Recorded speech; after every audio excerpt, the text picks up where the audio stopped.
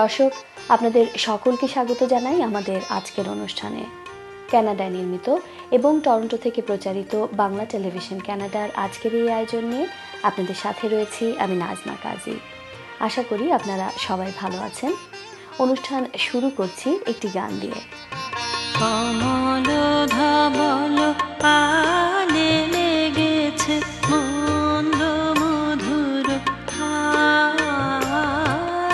দেখি নাই প্রভু দেখি নাই এমন করুণী কমল ধবল পালে লেগেছে মন্দ মধুর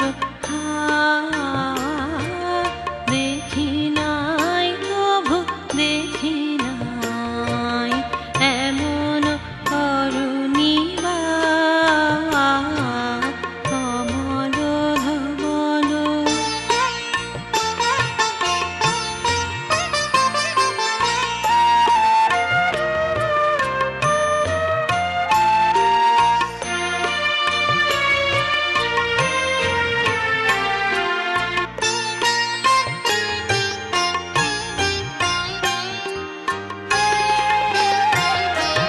কোন সাগরে পার হতে আনে কোন সুদূরের ধন,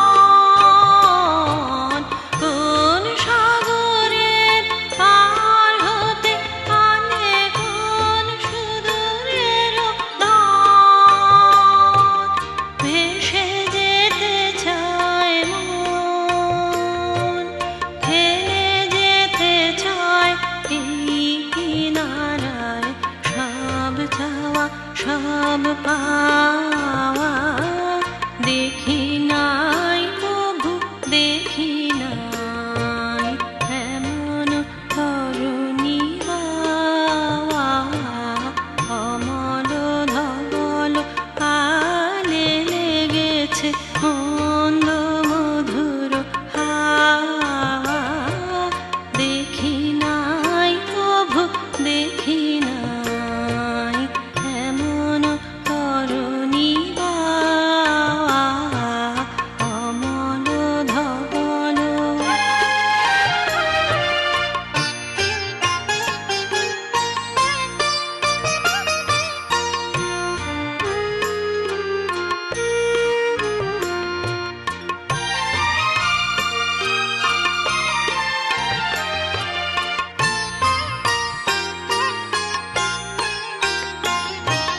পিছনে ঝরিছে ঝড়ো ঝড়ো জল গুরু গুরু দেওয়াকে মুখে এসে পড়ে অরুণ কিরণ ছিন্ন মেঘের ফাঁকে। পিছনে ঝরিছে ঝড়ো ঝড়ো জল গুরু গুরু দেওয়াকে মুখে এসে পড়ে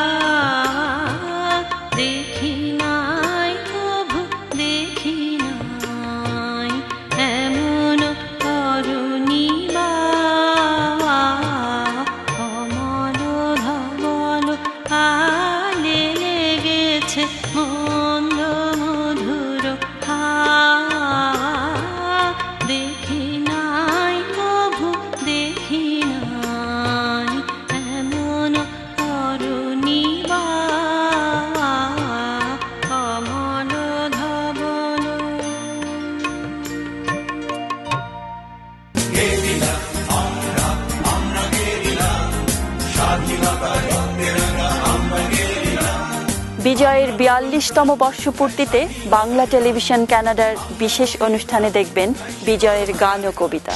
মুখ ফুটে আজ বুক ফাটে মোর তিক্ত দুঃখের সুখ আসে, ওই রিক্ত বুকের দুঃখ আসে আজ সৃষ্টি সুখের উল্লাসে, আজ সৃষ্টি সুখের উল্লাসে।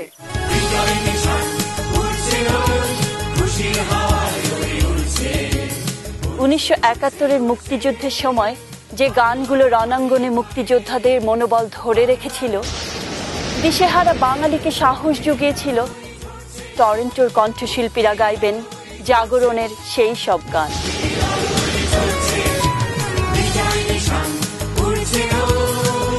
বিশেষ এই অনুষ্ঠানটি বাংলা টিভি প্রচার করবে ডিসেম্বরের ২১ তারিখ শনিবার বেলা ১১:৩০ চ্যানেল 10 ও 63-তে দেখার আমন্ত্রণ রইল।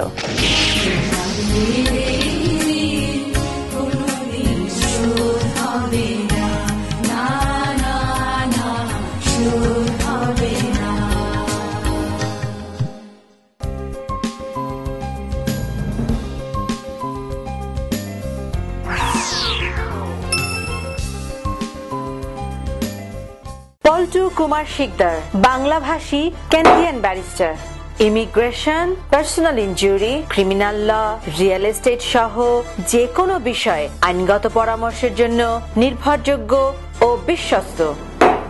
বাংলা মিডিয়া, বাংলা বই, পত্রিকা, গানের সিডি, নাটক ও সিনেমার বিপুল সমাহার। ড্যানফোর্থ ও ভিক্টোরিয়া পার্ক এলাকায় বাংলা মিডিয়ায় সাদর আমন্ত্রণ। 3000 ড্যানফোর্থ অ্যাভিনিউ, টরন্টো। আমি বাসানীয় ঘোষ, পার্সোনাল ইনজুরি লয়ার। দুর্ঘটনার পর আপনার মেডিকেল, ইনকাম লস ও অন্যান্য বেনিফিটের জন্য লড়াই করা আমার দায়িত্ব। মামলা নিষ্পত্তি না হওয়া পর্যন্ত আমি কোনো ফি নিই না। একটি স্বপ্নীল বাড়ি, একটি লাভজনক ব্যবসা, একটি নির্ঝঞ্ঝাট কন্ডোমিনিয়াম। আপনার এমন সব স্বপ্ন পূরণে অভিজ্ঞ রিয়েল এস্টেট এজেন্ট শাহজাদ একটি বিশ্বস্ত নাম।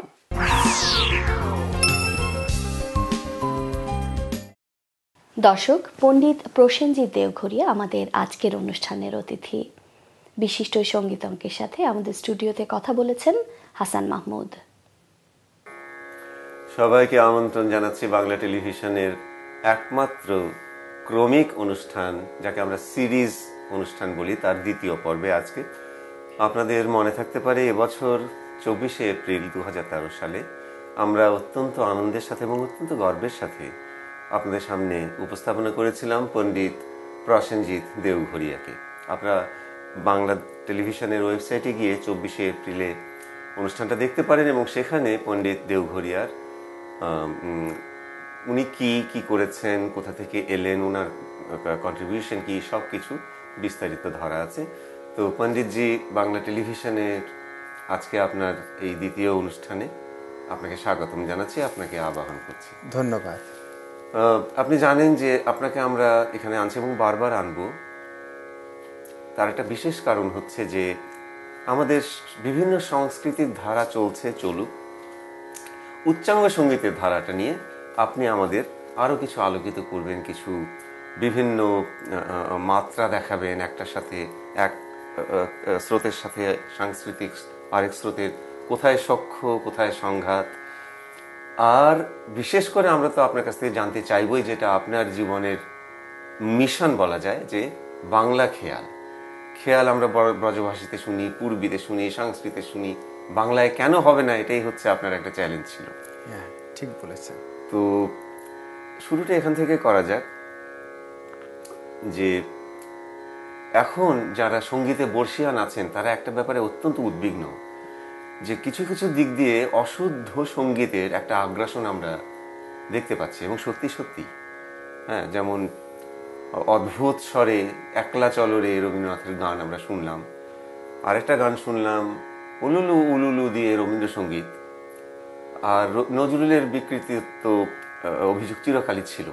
তো এই অশুদ্ধ সঙ্গীতকে ঠেকাতে গেলে শুদ্ধ সঙ্গীতের দরকার অবশ্যই। আর শুদ্ধ সঙ্গীতের মা কে, জননী কে?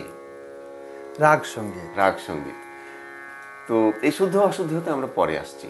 এখন বাংলা খেয়ালের ব্যাপারে আপনার চিন্তাধারা একেবারে সঠিক কি, এবং আপনার আজকে আমরা এবং এর পরেও আমরা আপনার কাছ থেকে যে উদাহরণগুলো নেব, আমি চাই যে তার সবগুলো আপনার লেখা এবং আপনারই সুর দেওয়া আপনি করবেন, যাতে জিনিসটা আরেকটু প্রতিষ্ঠিত হয়, যাতে জানে।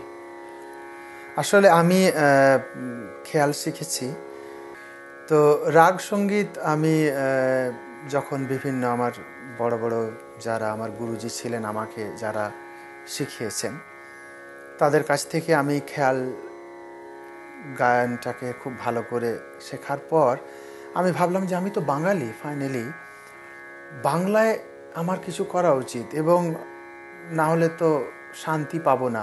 কেন আমি চাই যে আমি যেটা শিখেছি এটার মধ্যে আমার বাংলা ভাষাটাকে যদি আমি নিয়ে আসি, তাহলে আমার যারা আমরা বাঙালি তারাও এই খেয়াল স্টাইলটাকে আমরা নিতে পারবো, বা এটা শুনে আনন্দ পাবো যদি আমরা ভাষাটাকেও পাই সাথে, আমাদের নিজের ভাষাটাকে। আপনি ছোট খেয়াল, বড় খেয়াল, দু খেয়ালের কথা বলছেন? সবই, হ্যাঁ, সব খেয়ালের কথাই বলছি।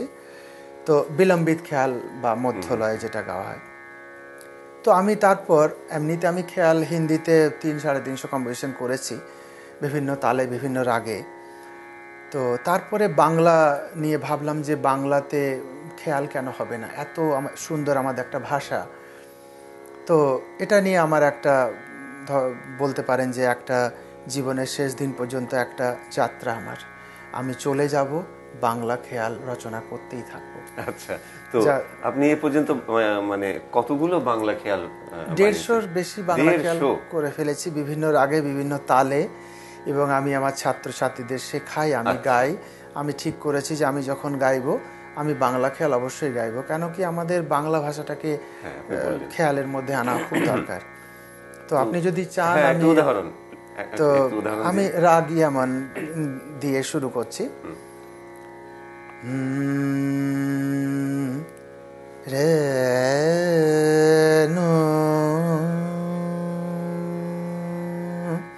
আচ্ছা, একটা কথা এখানে বলি, এই যে নোট সা রে গা মা ইয়া নি হোয়াট এভার যেটাই থাকুক, খেয়াল জিনিসটা হচ্ছে তো আমাদের একটা মানে মুড, রং, মনের রং। হ্যাঁ, তো এই ফ্লেভারটাকে আনতে গেলে, এই এনভায়রনমেন্টটা ক্রিয়েট করতে গেলে সোজা যদি নোটকে গাই তাহলে কিন্তু রাগ সঙ্গীত হয় না, মাখিয়ে গেতে হবে। এবার ওই নোটগুলোকে কি করে লাগাতে হবে এটাই শেখা গুরুর কাছে, এটাই একটা বিশাল ব্যাপার আছে শেখার। তো রে নো, তো আপনি যেটা বলছিলেন যে এই যে আপনি শুনলেন কিছু রবীন্দ্রসঙ্গীত বা কিছু এভাবে গাওয়া হয়েছে, তো মানুষ যখন একটা জায়গায় পৌঁছে যায় তখন সেভাবে আমি যা কিছু করবো সবই ভালো হবে, কিন্তু সেটা না। বাইরে আপনি যা করুন, কিন্তু ভালো গান গাইতে গেলে ঘরে কোণে বসে ভালো গুরুর কাছে এই মিউজিকটা না শিখলে, রাগ সঙ্গীত না শিখলে ভালো গান হতে পারে না। সে আমি বিশাল বড় হই না কেন, আপনি বলছেন যে বাইরে বাউল ব্যান্ড যে যা করছে করো, কিন্তু ঘরে বসে এটা না সাধলে ওটা কখনোই ভালো হতে পারে না। এটা গায়ের জোরিতে করা যাবে না। আমি মনে করি অ্যাক্টিং ফিল্ডে একটা বিশাল বড় দিগন্ত হয়েছে, কিন্তু আমি যদি একটা গান গেয়ে দিই বিনা তালিমে, ভাবি যে আমি বিশাল বড়, আমার চলে যাবে, কিন্তু না, অনেকে এটা শুনে দুঃখ পায়, যেটা ওই ফর্মে হওয়া উচিত। তো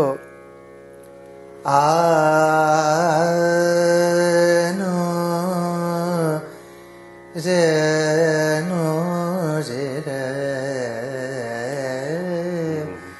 তা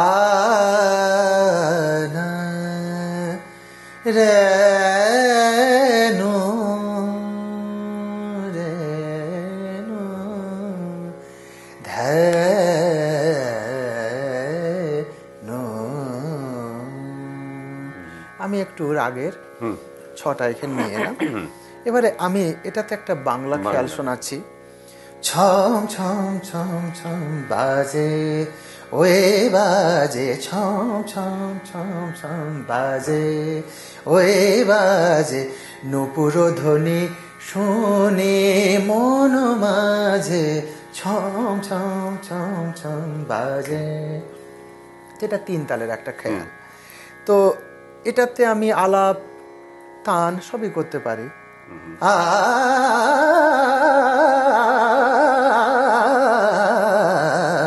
ছম ছম ছম ছম বাজে ওই বাজে নপুর ধ্বনি শোনে মন মাঝে ছম ছম ছম ছম বাজে ওই বাজে। বাহ বাহ, আসলেই তো এ তো আচ্ছা। আর কোনো উদাহরণ দেবেন কিছুর? হ্যাঁ, পরে আমি মল্লারের কিছু আছে আপনার? হ্যাঁ, মল্লার আমি মিয়া মল্লার গাই। আর মল্লার ইটসেলফ একটা বর্ষার রাগ। এই মল্লার একটা অঙ্গ রাগের সাথে, এই অঙ্গটা অন্যের সাথে মিলে মিলে ডিফারেন্ট মল্লার রাগ হয়েছে, যেমন মিয়া মল্লার, মেঘ মল্লার, রামদাসী মল্লার, গৌর মল্লার, ঝিঝিট মল্লার। হ্যাঁ, ঠিক বলেছেন। তো অনেক ধরনের মল্লার আছে। তো এই মিয়া মল্লারটা হচ্ছে তার মধ্যে এক ধরনের মল্লার। সারে পা, যেটা আমি বলছিলাম, আমি যদি সারে পা রাগ হয় না, এ এ মা রে রে রে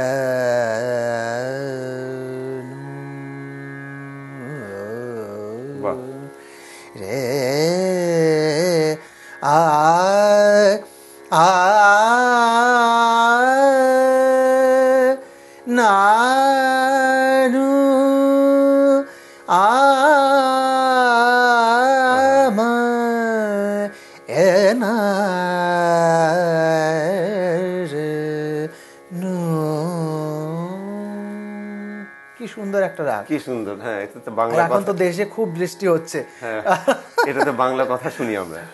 টাপুর টুপুর বৃষ্টি পড়ে আজি এই মনে, টাপুর টুপুর বৃষ্টি পড়ে আজি এই মনে, নাচে যে ময়ূর করে যে খেলা, মোর মন বনে নিজ সনে, টাপুর টুপুর বৃষ্টি পড়ে আজি এই মনে। টান মা বানি ধানি সা ধানি সা ধানি নি মা বা পা গা মা রে সা রে রে পা, টাপুর টুপুর বৃষ্টি পড়ে। তো এইভাবে আমরা বাংলা ভাষাটাকে কেন না খেয়ালে। পণ্ডিতজি, এটা তো মিয়াকি মল্লার গেল না? হ্যাঁ হ্যাঁ, এখান থেকে এই শুদ্ধনিটা সরিয়ে দিলে কিংবা আরেকটি করলে আমরা মেঘ মল্লার পাবো না? হ্যাঁ, মেঘ মল্লার। হ্যাঁ, মেঘ মল্লারটা হচ্ছে আপনার যে এই মিয়া মল্লারে শুধু শুদ্ধ নি না, আপনাকে গাটাকেও সরাতে হবে। আচ্ছা, তো রে মা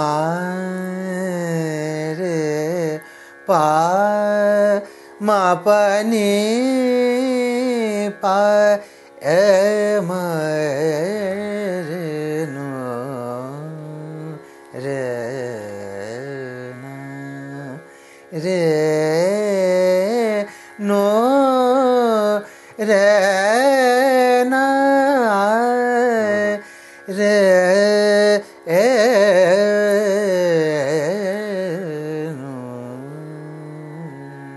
এটা মেঘমালার।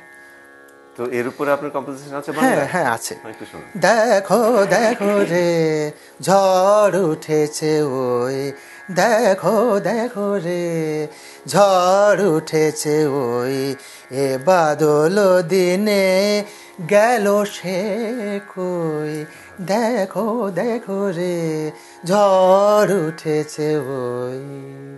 এগুলো সব আপনার লেখা? আমার নিজের রচনা এগুলো। পণ্ডিতজি, আপনাকে অজস্র অজস্র অভিনন্দন। আপনি একটা নতুন দিক দেশে জাতিকে দিয়ে যাচ্ছেন, আপনার ছাত্রদের শেখাচ্ছেন। আচ্ছা, এই যে মা আর রে আপনি একসাথে লাগিয়ে রাখছেন সব সময়, এটাকে ডিটাচ করে দিলে কি বৃন্দাবনী সারং দাঁড়াবে? হ্যাঁ, সারঙ্গের উচ্চারণটা হচ্ছে একটু যেমন মল্লার হচ্ছে পা মা রে, সারং হচ্ছে পা মা রে নি রে, মিরটা নাই না, মা বা নি পা মা রে রে নো রে এ রে না। এই যে কালো মেঘ, বৃষ্টি, ঝড় চলছে, এই যে একটা এনভায়রনমেন্ট ক্রিয়েট করছে, এই নোটের সঞ্চালনে আপনার মনের মধ্যে মনে হয় বাইরে প্রচণ্ড বৃষ্টি হচ্ছে। রে নো এ নো রে না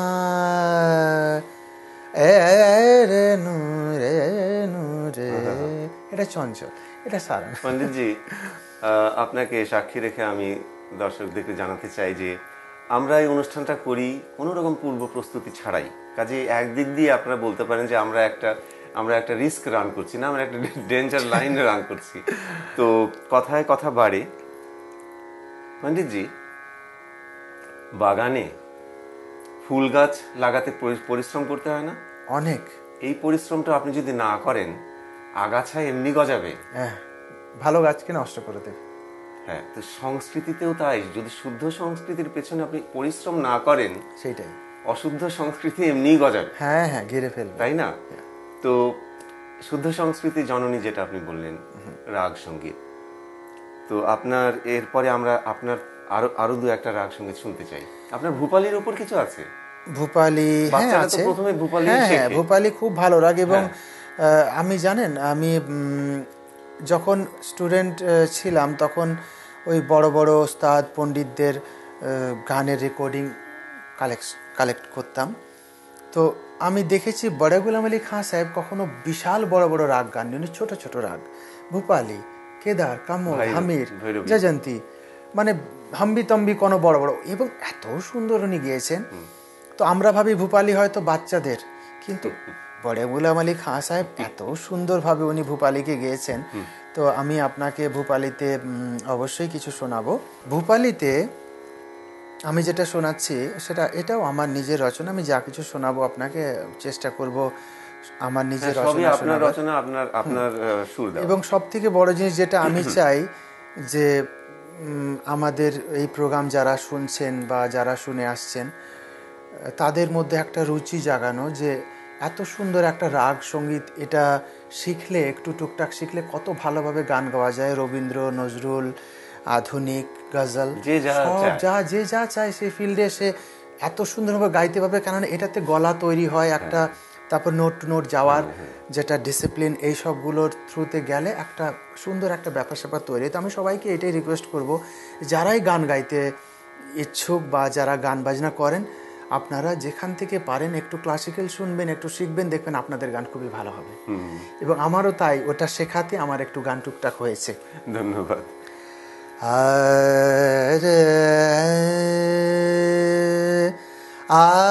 আনো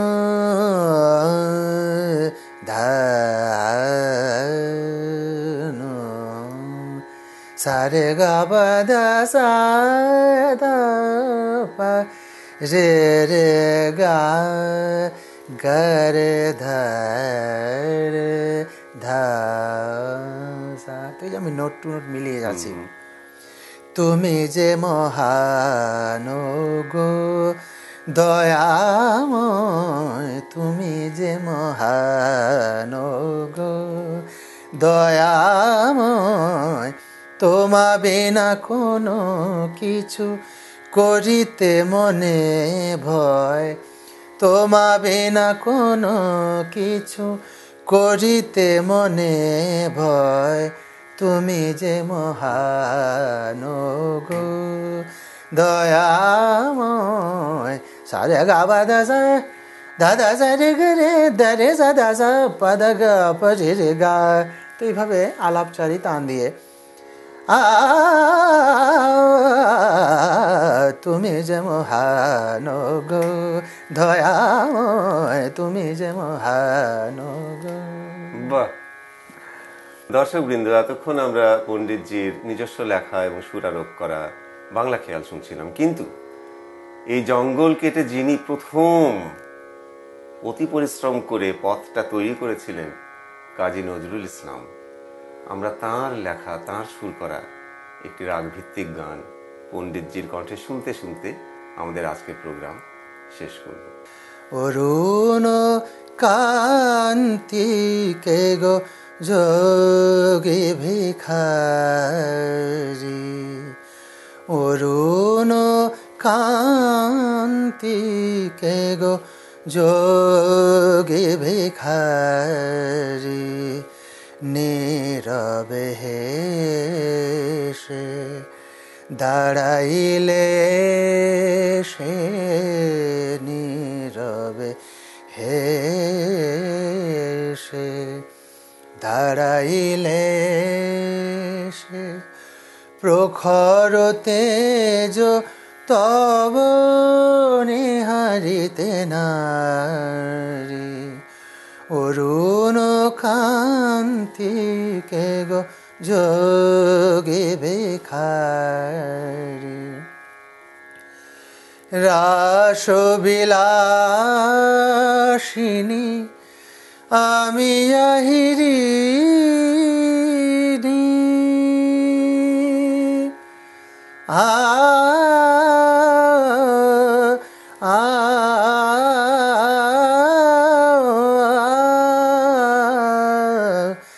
রাস বিলাসিনী।